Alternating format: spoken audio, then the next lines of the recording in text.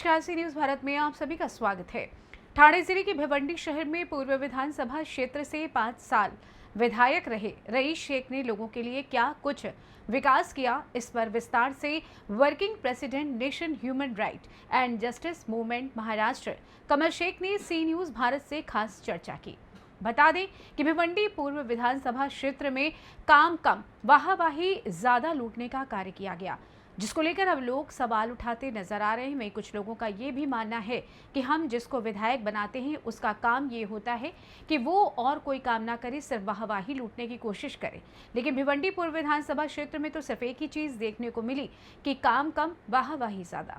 ऐसे में सवाल उठता है कि क्या नेता सिर्फ वाहवाही लूटने का काम भिवंडी शहर में करते हैं। आपको बता दें कि भिवंडी पूर्व विधानसभा इलाके में पूर्व आमदार रईस शेख द्वारा एक स्कूल बनाया गया था, जिसकी लागत करोड़ों में है और इस स्कूल को लेकर आमदार हर जगह उसका जिक्र भी करते नजर आते हैं, पर महाशय को इस स्कूल की ओपनिंग तक करने की परमिशन नहीं मिली।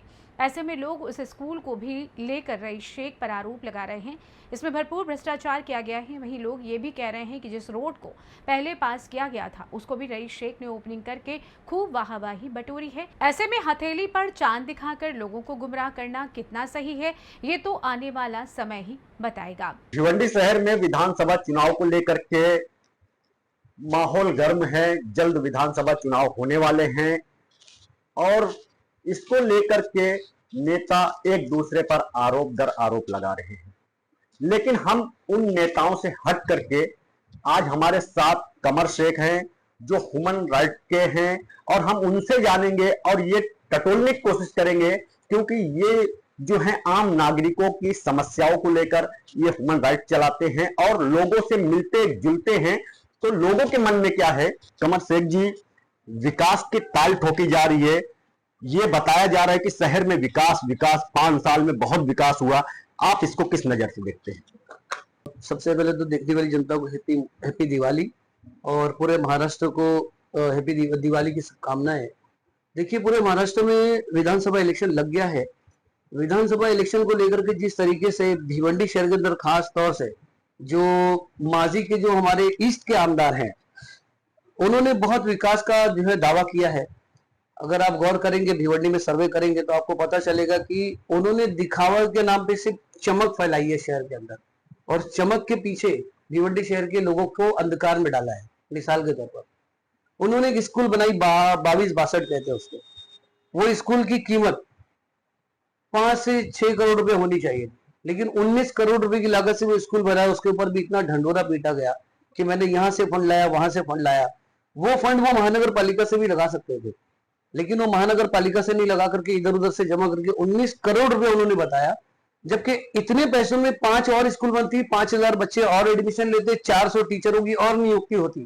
तो तरक्की इसको कहते हैं। क्या होता है, भिवंडी शहर का जो माजी आमदार है दोनों, मेरा सवाल है कि इन्होंने आर्थिक क्या विकास किया और सामाजिक क्या विकास किया। तो जब आप आर्थिक देखोगे तो जीरो है, सामाजिक देखोगे तो जीरो है। आर्थिक मतलब इन्होंने रोजी रोजगार को बढ़ाने के लिए कोई सहयोग नहीं किया, क्योंकि ये वहां बैठते हैं जहां पर डिस्कशन होता है कि किस तरीके से लोगों को जॉब प्रोवाइड की जाए, लोगों की जिंदगी को बेहतर किया जाए। तो इन्होंने ऐसा कोई योगदान नहीं किया। इन्होंने क्या किया, अगर कोई आवाज उठाई तो उसके छोटे छोटे क्लिप एड के तौर पर सोशल मीडिया पर दौड़ाए, लोगों के दिमाग में डाला कि एक नेता ऐसा आया है जो सुपरमैन है, एक नेता ऐसा आया जो सुपर हीरो है। जो शांतिनगर का रोड बना है, वो रोड सीमेंट रोड है, अगर वो नहीं करते तो भी बनता, क्योंकि वो 56 रोडों में पास था। आप देखेंगे उसके बरक्स एक रोड और है नए गांव का, एसटी से लेकर के कादरी मस्जिद तक बना। किसी नेता ने आकर के उसका श्रेय नहीं लिया कि इसको मैंने बनाया। किसी ने वहां लाइटिंग लगा करके रिबन नहीं काटी, लेकिन यही जो एमएलए साहब है माजी के, उन्होंने अनमोल होटल पर एक फ्लड लाइट लगाई ऊपर की, वहां पर कासिम शेख करके एक बोर्ड लगा करके रिबन काट दी। मतलब इस रोड पर कोई चर्चा नहीं हुई, कोई शोर नहीं हुआ, किसी नेता ने श्रेय नहीं लिया, लेकिन उस रोड पर इतनी लाइटें लगाई गई, इतना शोर किया गया, इतनी रिबन काटी गई कि थोड़ी थोड़ी दूर पर ओपनिंग की गई। वो रोड नहीं, ऐसा लगता है कि जैसे राम मंदिर को कैसे इशू बनाया गया था, वैसे उस रोड को एक इशू बना करके उसका एडवांटेज हमारे माजी आमदार लेना चाहते हैं। ये तो रही इसकी बात।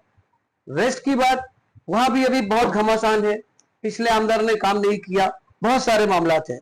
भिवंडी शहर की जो आपने कहा कि लोगों के मन में क्या चल रहा है वो टटोला जाए, तो मैं आपको बताऊं कि ये जो अभी जो इलेक्शन हो रहे हैं, इसके अंदर किसी भी पॉलिटिकल पार्टी ने भिवंडीकरों पर भरोसा नहीं किया, भिवंडी के लीडरों पर भरोसा नहीं किया। लोगों ने बड़ी उम्मीद लगाई थी इंडिया अलायंस के साथ कि वो शहर के लोगों को टिकट देंगे, लेकिन उन्होंने ग्रामीण के बंदे को टिकट दिया है, जो शहर के बंदे में शायद नहीं जानता। मजलिस इत्तेहादुल मुस्लिम पर लोगों ने बहुत भरोसा किया था कि वो शहर के लोगों को टिकट देंगे, लेकिन उन्होंने भी एक वारिस पठान नामी बंदे को मुंबई से यहाँ भेज दिया। मतलब मेरा सवाल ये है, पब्लिक भी ये पूछ रही है कि क्या हम लोगों में कोई ऐसा लीडर बाकी नहीं है? यानी पॉलिटिकल पार्टियां चाहती कि हम उनको वोट दें, लेकिन पॉलिटिकल पार्टियां हमारे को अपने अंदर से कोई लीडर नहीं देगी। यानी हमारी भिवंडी की सियासत इतनी कमजोर हो गई कि हमें बॉम्बे से हमारे को क़यादत इंपोर्ट करवानी पड़ रही है। तो पब्लिक के अंदर आक्रोश है। आने वाले वक्त में ये बम्बई की सियासत भिवंडी में नहीं चलेगी। भिवंडी का लोकल लीडर जो भी होगा, हम भिवंडी का उसको सपोर्ट करने के पूरे मूड में है, चाहे वो किसी भी बैनर से हो, आजाद हो, और कितने भी बड़े बैनर से अगर बाहर का उम्मीदवार होगा तो उसको पब्लिक जो है नकारात्मक उसको जो है वो मामला रहेंगे उसके साथ। तो अब आ जाते ईस्ट में वापस। तो ईस्ट की जनता को ऐसे हथेली पे चांद दिखाया गया कि जगह जगह, अभी उसको बताइए कि वो इमाम बाड़ा है, उसके सामने एक लाइब्रेरी टाइप बन रही है, ठीक है, बहुत अच्छी बात है, विकास का मामला है, लेकिन 5 साल में कितना फंड आया, कहां कहां लगा, ये समझ में आना चाहिए। आप छोटे छोटे रोड्स की ओपनिंग करते हैं। आपने शांतिनगर का एक हॉल बनाया, आपने उस हॉल को बनाने के बाद निजीकरण किया। अब मैं आपको बता दूं, उस हॉल के लिए पैसा जमा हुआ, यानी वो हॉल अभी चालू नहीं हुआ है, लेकिन इलाकाई लोगों ने उसमें शादी करने के बाद 5-5 हजार रुपया, वहां पे एक मोहम्मदिया मस्जिद है उसमें दिया। अब वो मोहम्मदिया मस्जिद देने के बाद 75 हजार रुपया गालिबन वहां जमा हुआ। जब रईस शेख के लोगों को पता लगा तो रईस शेख के लोगों ने मस्जिद से पैसा मंगवा करके आपस में बंटवारा कर लिया। वो मस्जिद का पैसा भी उनको बर्दाश्त नहीं हुआ। बोलने का मतलब ये है कि अगर आप लीडर हैं, अगर आप वाकई में आपको फिक्र लगता है लोगों का, तो आप काम करिए, ऐसा करिए कि लोग आपको दिल से कबूल करें। आप अपने आप को कबूल करवा रहे हैं सोशल मीडिया के थ्रू, आप अपने को कबूल करवा रहे चमक धमक के थ्रू। देखिए अभी आप देखेंगे सलाउद्दीन स्कूल के पीछे पानी का मामला था, तो जब वो पानी, वहां पे पानी के लिए कुछ फंड दिया तो उसको एक जल सम्राट के नाम पे एक रैली निकाली उन्होंने, जल सम्राट।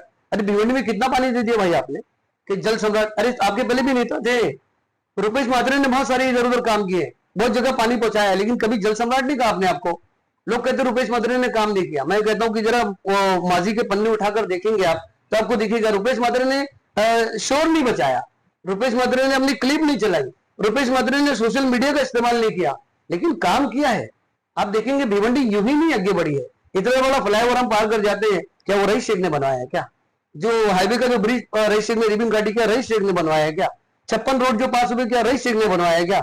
इंदिरा गांधी हॉस्पिटल जो इतना आगे बढ़ रहा है, उसके लिए जो रिबन काटने की जो होड़ लगी थी, क्या रईस शेख ने बनाया था क्या? नहीं। तो श्रेय लेने वाले नेता हमारे वहां बहुत है, काम करने वाले नेता हमारे वहां कम है। जो काम रईस शेख ने किया है, बेशक उसके लिए उसको सलाम करना चाहिए, लेकिन जो काम नहीं किया उसका भी श्रेय लेकर चमक धमक के पीछे लोगों को अंधेरे में डालना, ये मेरे ख्याल से मुमकिन नहीं है।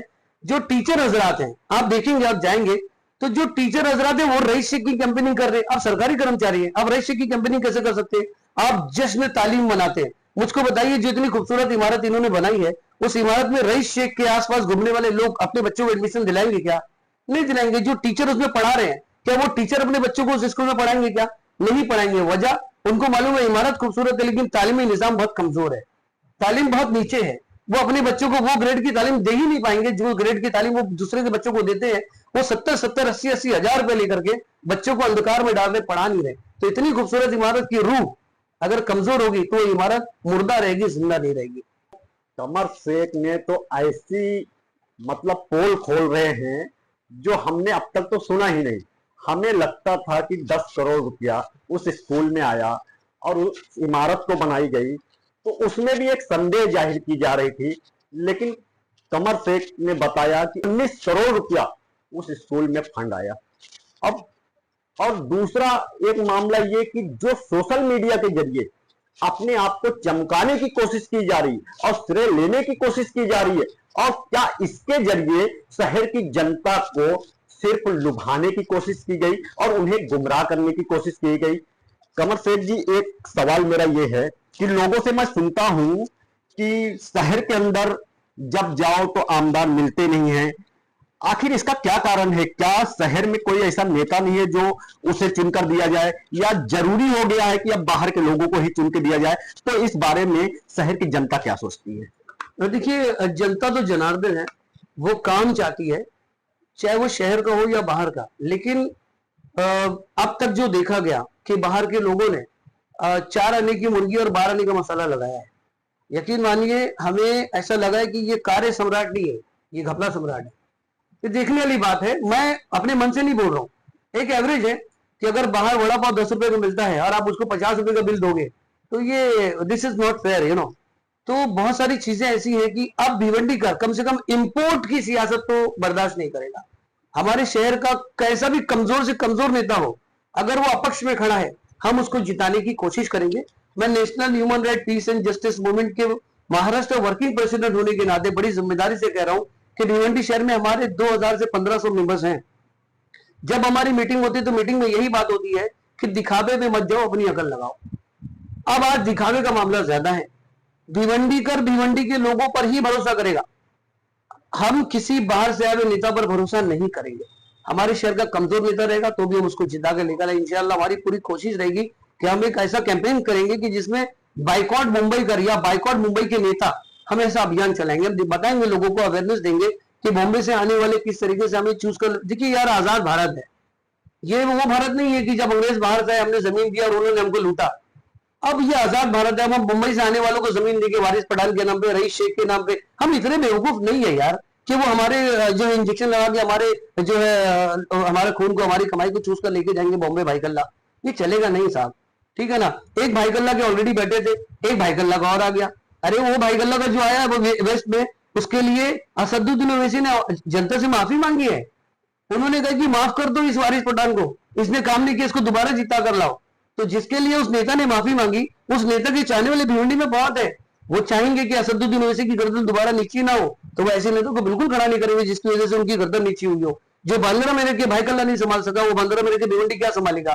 जो आप बोल रहे हो ना कि नेता नहीं मिलते, अरे भाई आप मुंबई में रहते हो, आपको आने में 4 घंटा लगता है, आप कंटालते होंगे, आप सोचते होंगे, तो ये भिवंडी है। ये ऐसा लगता है कि भिवंडीकर इतने सक्षम है कि भिवंडीकर खुद पैरों पे खड़े हो सकते हैं, अपने लीडरशिप ऊपर ला सकते हैं, अपने नेता को जिता सकते हैं, चाहे वो कमजोर ही सही। कमर शेख जी, लास्ट सवाल मेरा है, टोरेंट के मुद्दे पे शहर की जनता क्या सोचती है? देखिए, जब इलेक्शन आता है तो इलेक्शन के पहले नेता बड़ी बड़ी बात करते हैं। हमारी माजी आमदार ही बड़ी बड़ी बात कर रहे थे कि नेता जैसे मैं इलेक्शन जीतूंगा, मैं हटा दूंगा, मैं ये करूंगा, मैं वो करूंगा। हमारे बाले मामा भी यही बात कर रहे थे कि मेरे चेहरे से गुलाल नहीं हटेगा और मेरे टोरेंट और हट जाएगा। तो मैं पूछूंगा कि श्री बाला मामा, तुम्ही कुठे आहात? तुमच्या चेहरेवरचा गुलाल गेला परंतु टोरेंट आता ही आहे। और मैं बोलूंगा कि रईस शेख साहब, आपने कहा था कि टोरेंट हटा दिया जाएगा, टोरेंट है। तो क्या टोरेंट इसके लिए है कि हमने सुना है, कितना सच है नहीं पता, कि 6 पैसा प्रति यूनिट आमदार को दिया जाता है। हर यूनिट, हर महीना 6 पैसा यूनिट आमदार को दिया जाता है। अगर ये सच है तो फिर टोरेंट है तो कोई इसमें हद की बात, शर्म की बात मतलब वो नहीं है कि टोरेंट क्यों है, क्योंकि समझ में आता है कि 6 पैसा यूनिट है तो है। जैसे टोरेंट के नाम पर ये इलेक्शन जीतते हैं, फौरी टोरेंट जो है जीतने के बाद गाड़ी गिफ्ट कर देता है, रेंज रोवर गिफ्ट कर देता है, बड़ी बड़ी गाड़ियां गिफ्ट कर देता है। तो अगर इसके लिए नेताओं के मुंह बंद होते तो भाई ऐसी नेतागिरी से बेहतर है कि हम अपने घर पे रहें। तो मुझको लगता है कि कहीं ना कहीं इसमें रिश्वतखोरी का मामला है। हम आवाम को, हम भिवंडीकरों को बेवकूफ बनाया जाता है कि ये टोरेंट भिवंडी के लिए राम मंदिर की तरह है। जैसे देश में भाजपा के लिए राम मंदिर का इश्यू बहुत बड़ा है, हमारे शहर में टोरेंट का जो मुद्दा है, वो भिवंडीकरों को टोरेंट के पावर पे उकसाया जाए, उसके खिलाफ लड़ेंगे, ये सहारा देकर के उनका वोट ले लिया जाए, उसके बाद उनको बेसहारा छोड़ करके टोरेंट के पैसों पर खुद की गाड़ियों में घूमेंगे, टोरेंट के पैसों पर शेयर करेंगे, टोरेंट के जो कमीशन के पैसे अपनी तिजोरी में जमा करेंगे। ये नीति भिवंडीकरों के साथ चल रही है। तो भिवंडीकर ये जानता है कि पिछले 4-6 इलेक्शंस में टोरेंट के पावर पर किस तरीके से बेवकूफ बनाया गया। अब भिवंडीकर बेवकूफ बनेगा नहीं। हमारे मसाइल हैं, हम खुद हल करने के लिए सक्षम हैं। अब हमें कोई भी बाहर वाला बिल्कुल नहीं चलेगा। अंदर के जो भी नेता है वो टोरेंट से लड़ेंगे, वो मसाइल से लड़ेंगे, वो बीमारियों से लड़ेंगे, वो हॉस्पिटल नहीं है उसके लिए लड़कर लेकर आएंगे। हमारे बस स्टैंड पे दुनिया भर का पानी जमा है, स्विमिंग पूल बन चुका है, उसको बनाने के लिए काम करेंगे। सब होगा, लेकिन लोकल लीडरशिप के साथ। बंबई वालों, आप वापस जाओ, हमें आपकी जरूरत नहीं है। ये मेरा नहीं, जनता का कहना है। बहुत बहुत शुक्रिया कमर शेख जी। सवाल तो यही है कि टोरेंट का ख्वाब दिखाकर कि टोरेंट को भगा देंगे, ये ख्वाब दिखा करके भिवंडी की जनता को कई बार लुभाने की कोशिश की गई। तैयब मस्जिद के पास कुछ दिन पहले रईस शेख को एक शख्स ने इसी टोरेंट को लेकर के एक सवाल पूछा था, तो उसे धक्के मार दिया गया, उसे हटा दिया गया। क्या कोई सवाल नहीं पूछ सकता आमदार जी से? रईस शेख जी जब आए यहाँ पर तो वो कैसे रहते थे, उसके बाद वो कैसे चलने लगे और किस तरह रहने लगे, ये शहर के लोगों ने देखा है। मुंबई से आते हैं और अगर देखा जाए तो अगर कोई घटना घट जाए तो आमदार रईस शेख मुंबई से यहाँ आएंगे तो उनको कई घंटे लग जाएंगे, क्योंकि वहां से आने में ट्रैफिक की समस्या बढ़ जाती है।